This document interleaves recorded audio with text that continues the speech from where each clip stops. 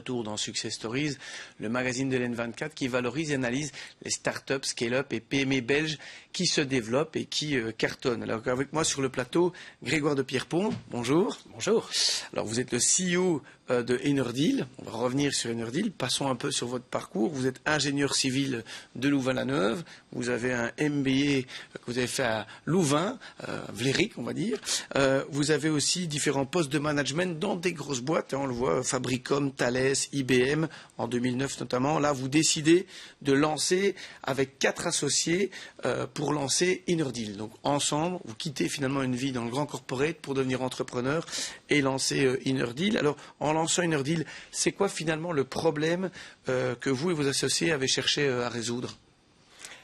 Alors, ce qu'on vit pour l'instant, c'est une période de basculement. Au niveau de l'énergie, on a vraiment un changement de modèle, des crises qui succèdent, et on le voit de plus en plus rapidement, une accélération des changements avec l'augmentation du coût de l'électricité, l'urgence climatique qui devient de plus en plus concrète, je dirais, pour tout le monde.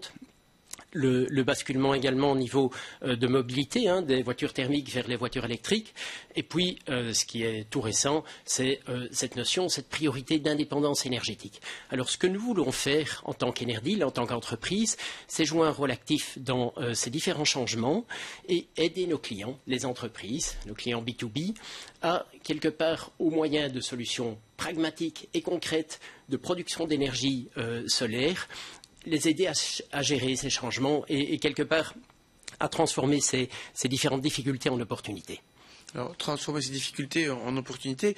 Quand une entreprise parvient notamment à produire sa propre énergie de manière autonome, quel est son avantage? Alors, ça peut paraître évident pour certains, mais pour que le téléspectateur et moi-même aussi puissent bien comprendre, c'est quoi finalement l'avantage d'avoir sa production autonome quand on est une entreprise? Différents types d'avantages. Premier avantage, c'est l'avantage climatique. Tout ce qu'on va produire au moyen d'énergie renouvelable, de panneaux solaires, on ne doit plus le produire avec de l'énergie fossile. Et l'impact est important. Si on prend un simple panneau solaire, il permet de produire assez d'énergie pour faire rouler une voiture pendant 2000 km, une voiture électrique pendant 2000 km. Un panneau solaire ou une dizaine de panneaux solaires vont permettre à une famille moyenne en Belgique d'être autonome. Donc ça, c'est un avantage. Deuxième avantage, c'est le coût. Le coût du solaire on a commencé notre activité en 2009. Les coûts ont diminué depuis lors de 85 à 90%. On se trouve maintenant avec une énergie qui est l'énergie la meilleure marché qui existe par rapport à toutes les alternatives. Alors, l'autre avantage, c'est du local.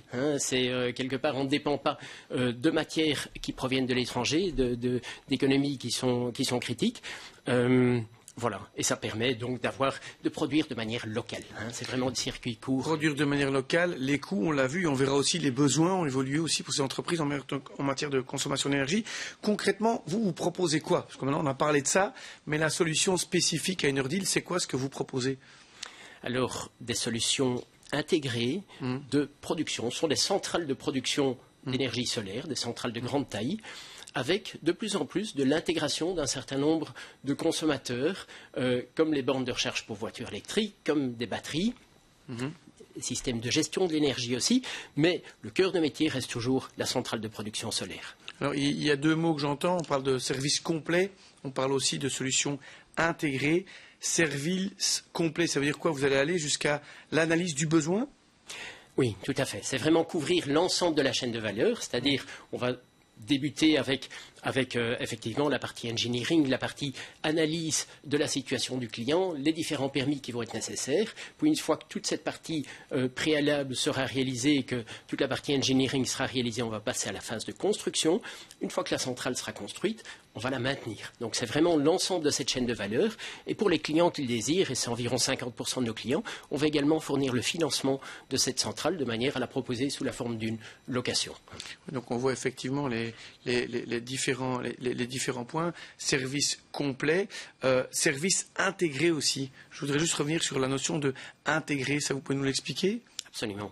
Le fait d'intégrer de manière intelligente, avec un software qui va gérer les différentes interactions, permet d'augmenter la valeur que les différents éléments vont avoir. Je prends l'exemple d'une borne de recharge. Si on la charge simplement quand il y a de l'énergie solaire disponible, les gens vont se garer à 8 heures du matin, il n'y aura pas d'énergie, ils vont charger sur le réseau.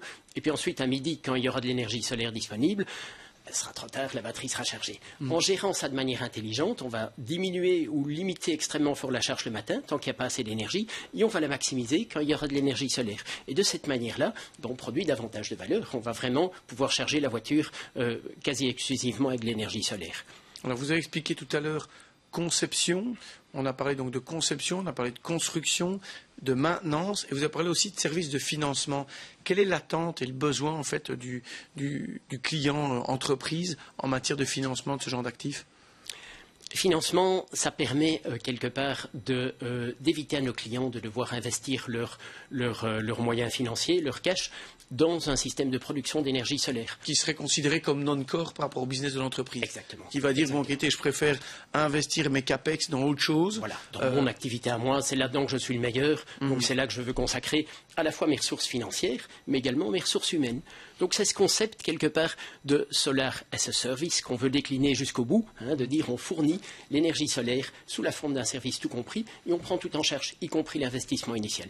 Alors vous dites que vous êtes actif depuis 2009, on voit effectivement il y a encore plus de pression avec toutes les manifestations pour le climat, etc. Mais du côté du client entreprise, on sait qu'il y a du côté privé une vraie conscientisation du besoin. Du côté du client entreprise, est-ce qu'on a vu une évolution de son besoin en matière d'énergie ou une évolution de sa consommation d'énergie? Oui, changement fort récemment lié à l'augmentation du coût de l'énergie. C'est alors qu'auparavant on essayait de dimensionner une centrale solaire au plus juste pour couvrir de manière minimum la consommation du client. On voit maintenant que la tendance va vers la maximisation de cette centrale solaire. La taille la plus grande sur la surface disponible, de manière à pouvoir couvrir le maximum de la consommation. Deuxième phénomène aussi, il y a une électrification des besoins. On voit les clients qui passent, les entreprises qui sont en train de changer toute leur flotte thermique en flotte électrique, vont avoir une augmentation forte de leur consommation électrique.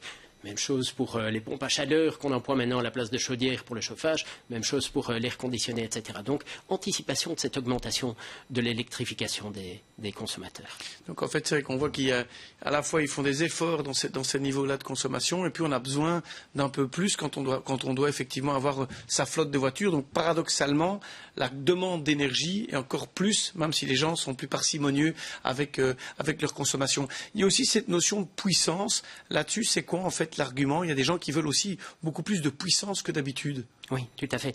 Et là, c'est un besoin qu'on rencontre, par exemple, au niveau de certaines PME qui, en une fois, vont s'équiper avec 20 voitures électriques. Ça représente une vingtaine de bornes de recharge, ou 30 bornes de recharge, ou 50 bornes de recharge, comme on rencontre chez certains clients. Ça représente une augmentation importante de la puissance qui est nécessaire pour alimenter ces différentes bornes. Donc ça, on peut le faire en remplaçant sa cabine, en augmentant sa connexion au réseau. Ça coûte très cher. Une autre manière de faire qu'on a implémentée chez nous et qu'on propose à nos clients, c'est de rajouter une batterie. Et la batterie va être là pour fournir cette puissance de manière temporaire quand elle sera nécessaire. Effectivement, donc on voit la batterie aussi qui est un service que vous pouvez fournir pour renforcer ça. Si je reviens maintenant 2009 à aujourd'hui, en regardant vos chiffres, il y a une croissance de plus de 40% les 6 dernières années, donc chaque année, donc c'est assez intense. C'est quoi l'ambition en fait de Enerdeals pour les 5 prochaines années?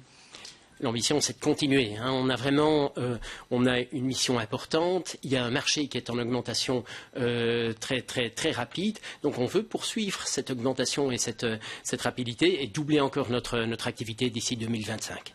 Parfait. Merci. On l'a vu effectivement doubler l'activité. Aujourd'hui, vous êtes 25 et vous cherchez aussi, c'est un point qu'on peut signaler à nos téléspectateurs, 5 personnes, entre guillemets, dans le recrutement, ingénieurs et commerciaux. On voit effectivement que l'énergie solaire a encore un certain futur, c'est même sûr. On se retrouve dans quelques instants. Une fois n'est pas coutume, nous recevons 2 boîtes de l'incubateur HEC Paris qui vont faire une petite mission en Belgique. On se retrouve dans quelques instants après la pub.